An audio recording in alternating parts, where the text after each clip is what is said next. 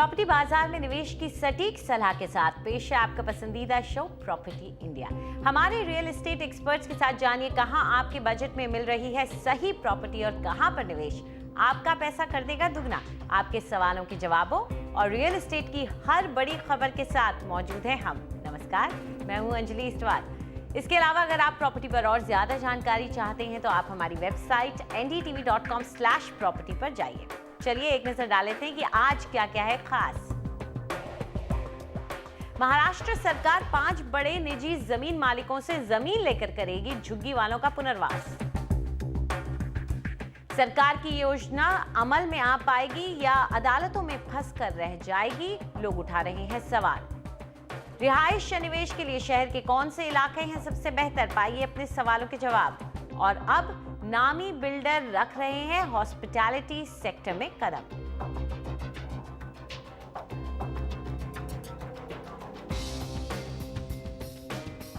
महाराष्ट्र सरकार ने झुग्गी झोपड़ी की समस्या का हल निकालने का काम शुरू कर दिया है और इसी सिलसिले में मुख्यमंत्री ने मुंबई के 5 सबसे बड़े निजी जमीन मालिकों को उनकी जमीन में रहने वाले झुग्गी वासियों के पुनर्वास के लिए कदम उठाने के निर्देश दे दिए हैं।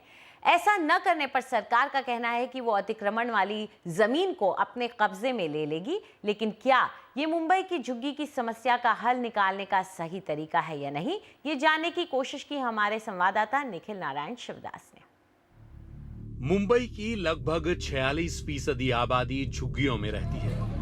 जाहिर है झुग्गी पुनर्वास की समस्या नजरअंदाज नहीं की जा सकती। नई सरकार इसे भांपकर काम में जुट गई है। मुख्यमंत्री ने शहर के 5 सबसे बड़े जमीन मालिकों को आगाह किया है कि वो या तो कब्जा की हुई अपनी लगभग 2000 एकड़ जमीन पर झुग्गी वालों को बसाएं, वरना सरकार उस जमीन को वापस ले लेगी। जो मुख्यमंत्री ने कहा वो उन्होंने कहा कि कानून की हम तालीम करेंगे, अमल करेंगे, कानून के ऊपर एक्शन लेंगे, जो अच्छी बात है। आज तक के मुख्यमंत्रियों ने जो नहीं किया, मतलब इस कानून पे एक्शन लेके ये जमीन इनके नाम पे कर देंगे, ये मुख्यमंत्री अगर करेंगे तो इनकी सराहना होगी, लोग इनके बारे में अच्छा बोलेंगे। जानकारों का अनुमान है कि ऐसा हुआ तो करीब 4 लाख झुग्गी वालों को घर मिल जाएंगे। लेकिन अभी ही इनमें से कुछ जमीन मालिक कहने लगे हैं कि उनकी जमीन पर कोई अवैध कब्जा नहीं है। लग रहा है कि पूरा मामला अदालत तक घसीटा जाएगा, जिससे कुछ ठोस काम होने से पहले ही बरसों लग जाएंगे। इसीलिए कुछ विशेषज्ञों का मानना है कि ये बेहतर रहेगा अगर सरकार जमीन का अधिग्रहण करने के बजाय जमीन मालिकों के लिए ऐसी योजनाएं लाए जिससे झुग्गी वासियों के पुनर्वास में उनका भी फायदा हो। I am happy to give 40% of land, provided, as you say, you will put transport corridor, you will put up a अगर मुझे लगेगा कि मेरी दी हुई 40% जमीन पर ट्रांसपोर्ट कॉरिडोर्स या अस्पताल और स्कूल बनेंगे तो मुझे खुशी होगी, क्योंकि उसका मेरी बाकी जमीन पर अच्छा असर पड़ेगा और उसके दामों में कई गुना इजाफा होगा। यानी जितनी जमीन मैंने दी उससे कहीं ज्यादा मुझे वापस मिली। इस तरह के इंसेंटिव से ही निजी लोग अपनी जमीन देंगे। अगर आप दूसरे तरीके आजमाएंगे तो मामला अदालतों में अटक जाएगा। It will not work. There will be judicial litigations. सरकार का पिछला रिकॉर्ड मामले को और बिगाड़ रहा है। झुग्गी पुनर्वास प्राधिकरण या एसआरए के पास कुल मिलाकर 1 लाख वर्ग मीटर के 41 बड़े प्लॉट पिछले साल से बेकार पड़े हैं। जाहिर है ये सुर तेज हुए हैं कि दूसरों की जमीन पर नजर डालने से पहले सरकार खुद अपने पास पड़ी जमीन का तो सही इस्तेमाल करे। आप एक नया master plan for the city of Mumbai बना दो। उसमें कौन सी चीज़ कहाँ चाहिए, स्कूल्स कहाँ चाहिए, हॉस्पिटल कहाँ चाहिए, रोड्स कहाँ चाहिए, वाटर बॉडीज़ कहाँ चाहिए, वो सब रिफ्लेक्ट कर दो मास्टर प्लान में। उस पर जो भी डिस्कशन करना है वो कर लो। एक फ्रीज कर दो मास्टर प्लान को। और अगर वो मास्टर प्लान की वजह से रेलवे लैंड को यूटिलाइज करना पड़े, बीपीटी लैंड को यूटिलाइज करना पड़े, कुछ प्राइवेट लैंड को यूटिलाइज करना पड़े, तो हिसाब से हो सकता है। इस बात की ओर भी ध्यान खींचा जा रहा है कि निशाने पर ज्यादातर प्लॉट्स ट्रस्ट के नाम वाले हैं। ट्रस्ट की जमीन के आमतौर पर इतने लाभार्थी होते हैं कि उससे निपटने में बड़ी दुश्वारियां आती हैं।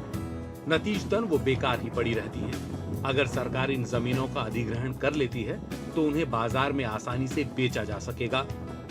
सरकार ने ये नहीं बताया है कि ये प्रक्रिया कब तक शुरू होगी, लेकिन एसआरए से संकेत मिले हैं कि जल्द ही सर्वे शुरू हो जाएंगे। अब सवाल यह है कि झुग्गी वालों को इसका फायदा कितना और कब मिलेगा। मुंबई से निखिल नारायण शिवदास, NDTV।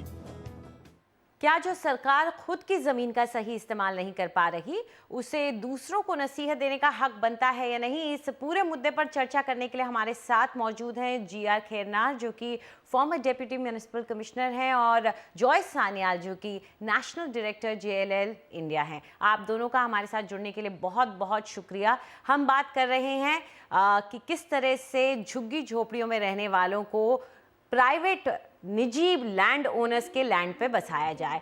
तो खेरनार साहब, आपसे शुरुआत करना चाहेंगे। आपका तजुर्बा इस मुद्दे पर सभी लोग जानते हैं बहुत गहरा है। क्या निजी बिल्डरों से ये एक्सपेक्ट करना कि वो अपनी ज़मीन दे, जबकि सरकार खुद अपनी ज़मीन का सही इस्तेमाल नहीं कर पा रही, क्या ये सही होगा? हाँ, मुझे लगता है कि कुछ ट्रस्ट की जो ज़मीन है उसमें खुद की भी ज़मीन है। तो ये जो ज़मीन है, और मुझे लगता है कि ये ज़मीन सभी ज़्यादातर स्लम पहले से है ही, तो ये स्लम रीडेवलपमेंट के लिए स्कीम पहले सरकार ने बनाई हुई है और बहुत अच्छी स्कीम है। कोई भी अगर सोसाइटी के लोग 70% इकट्ठा आकर अपनी ज़मीन डेवलप करना चाहते हैं तो किसी बिल्डर को वो चुन सकते हैं और वो काम दे सकते हैं। उसके लिए मालिक की सम्मति, या तो उनको 2 पैसा उनका जो ज़मीन का है वो देकर मालिक की सम्मति ले सकते हैं, वरना कलेक्टर को अप्रोच कराकर वो अक्वायर कर सकते हैं। और ये बिकत ली हुई या अक्वायर की हुई ज़मीन जो सोसाइटी के है उस पर स्लम रीडेवलपमेंट हो सकता है।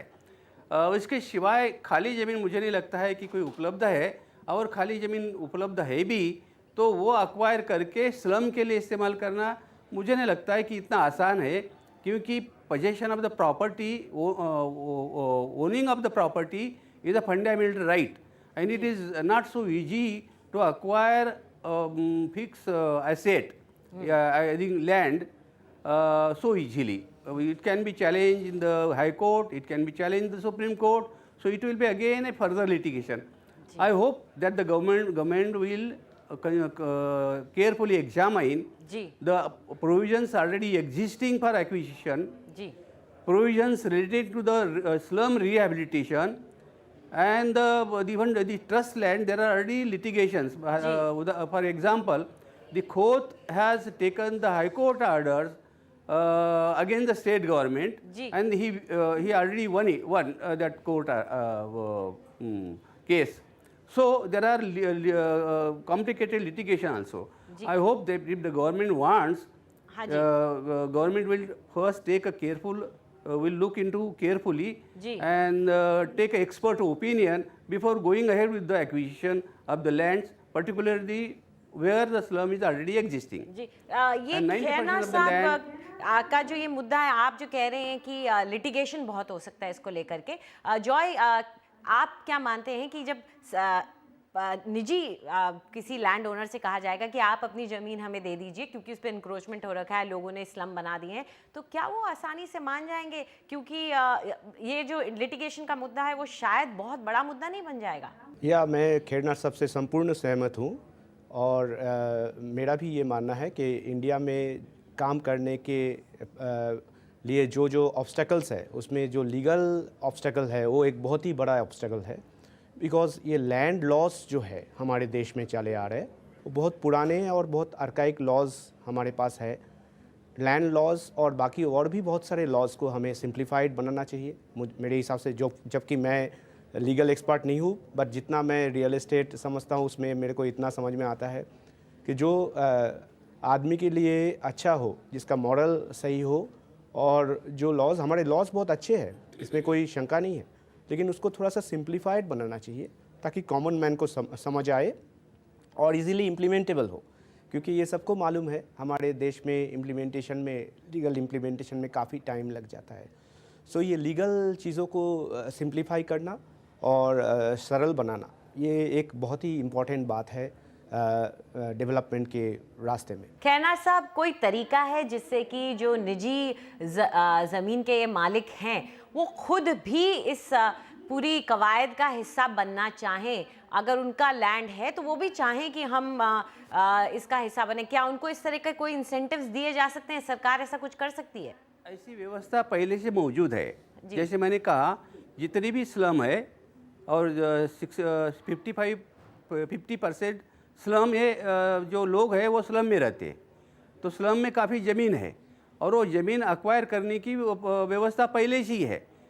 मैं जैसे उदाहरण के लिए, अगर मालिक तैयार है तो मालिक वहाँ रहने वाले लोग और अच्छे बिल्डर लेकर अपना रीडेवलपमेंट कर सकते हैं।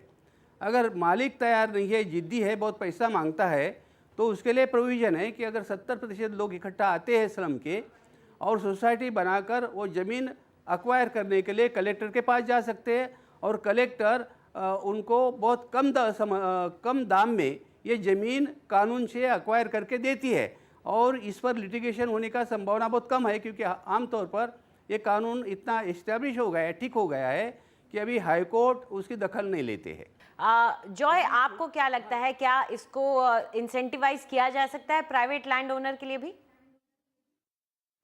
या ऑब्वियसली मुझे लगता है कि ये जो हमारे मुंबई शहर में जो हाउसिंग प्रॉब्लम है, जिसमें हम देखा जाए तो 65 to 70% people live in slums, so it's a very major issue. And ये जो स्लम है ये एकदम हार्ट ऑफ द सिटी में अवस्थित है, ये ऐसा नहीं है कि सिटी के बाहर है।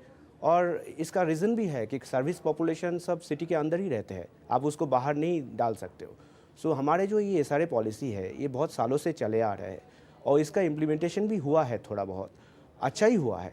बट जो विशाल हमारे जनता है जो स्लम में रहते हैं उसके मतलब हिसाब से, मेरे हिसाब से जो इम्प्लीमेंटेशन हुआ है वो काफ़ी कम हो चुके हैं।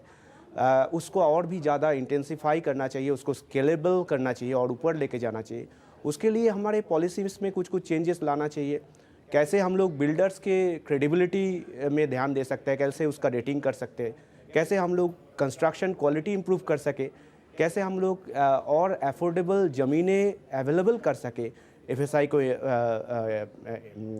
इंसेंटिवाइज करके या कोई और उपाय में इंसेंटिवाइज करके, कुछ टैक्स रिबेट्स ला के, टैक्स को रिलैक्स करके। There can be many other ways, like there can be composite housing scheme for EWS and lower income group and all. So different ways can be made, and there has to be accountability on all sides. It should be accountability for the builder, accountability for all stakeholders, also the higher income group people, middle income group people, and also the EWS people who are taking the house. So there has to be accountability to be created in all segments. So there has to be a very transparent and accountable system and simple system at the with a good model. तो एक सीधे सरल system की ज़रूरत है। खैरना साहब भी यही कह रहे थे। खैरना साहब, आप में क्या मानेंगे, अगर शुरुआत की जानी चाहिए तो कौन से इलाके ऐसे हैं जहां पे खास तौर पे अभी ज़रूरत है कि झुग्गी झोपड़ी की जो समस्या है वहां पर गौर किया जाए? वैसे झोपड़पट्टी तो पूरी मुंबई में फैली हुई है, खासकर उपनगरों में ज़्यादा है, तो ये सभी स्लम को डेवलप करने की बहुत अच्छी स्कीम भी है। प्रश्न आता है कि जैसे अभी सोसाइटी के लोग हैं, सोसाइटी के लोगों को इतनी जानकारी इसकी नहीं होती है, तो उसमें जो अगुवाई करने वाले लोग हैं वो पैसा यहाँ से खाना चाहते हैं, ज़्यादा पैसा कमाना चाहते हैं, तो वो दिक्कतें पैदा करते हैं। बिल्डर है, अच्छे अच्छे बिल्डर है, पूरे मुंबई के स्लम वो डेवलप कर सकते हैं, मालिक को भी उनका कंपेंसेशन देंगे, वहाँ झुग्गी झोपड़ी में रहने वाले लोगों को फ्री घर मिलने वाला है, और ये जिम्मेदारी एक ऐसे बिल्डर्स है कि पूरी मुंबई की जिम्मेदारी ले सकते हैं। खाली कमी ये है कि जो हमारे भ्रष्टाचार है हमारे नौकरशाही में और हमारे राजनेताओं में, इसके कारण ये काम बन नहीं रहा है, क्योंकि अगर वो झोपड़पट्टी वाले तैयार हो जाते हैं तो भी हमारे राजनीतिक लोग, मंत्री भी है इसमें इन्वॉल्व है, तो वो अड़ंगे डालते हैं, उनको भड़काते हैं, उनको गुमराह करते हैं और बिल्डर को भी काफ़ी परेशान करते हैं। हमारे कई नगर सेवक है कि जो आगे चलकर बिल्डर बनना चाहते हैं, तो काफ़ी उसमें अपना हिस्सा चाहिए, पार्टनरशिप चाहिए, बिल्डर ने पैसा देना चाहिए, तो ये बहुत सताने का काम बिल्डर को भी हो रहा है और ये सोसाइटी के लोगों को भी सताने का काम या गुमराह करने का काम हो रहा है। अगर सरकार ऐसी व्यवस्था निर्माण करते हैं कि ये सभी लोग अपना सहयोग इसमें देंगे ताकि हमारी मुंबई स्लम फ्री हो सकती है, पूरी स्लम निकल सकती है तो ये काम बहुत जोर से आगे जा सकता है। जी, बिल्कुल। एक्विजिशन और नया कानून की जरूरत नहीं, नया एक्विजिशन की जरूरत नहीं, सब लोग एक चीज में करने का, केवल एक्सेप्शन इतना ही है, कुछ मालिक लोग बहुत ज़्यादा जिद्दी बन जाते हैं, जी। बहुत उनको ज़्यादा पैसे की हवस रहती है जी। और हमारे एक्विजिशन में काफ़ी समय लगता है, इसलिए बिल्डर लोग 2 पैसा ज़्यादा देकर वो मालिक के सम्मति से आगे जाना चाहता है। जी। और अब लगता है अगर मुख्यमंत्री खुद जोर डाल रहे हैं इस बात पर तो शायद कुछ हो। चलिए देखते हैं कि मुंबई की सबसे बड़ी समस्या यानी झुग्गी की समस्या का कोई अंत नजर आता है या नहीं नजर आता है। फिलहाल वक्त है एक छोटे से ब्रेक का, लेकिन उसके बाद प्रॉपर्टी खरीदने और बेचने की आपकी सारी उलझनें हम सुलझाएंगे, देंगे आपके सवालों के जवाब।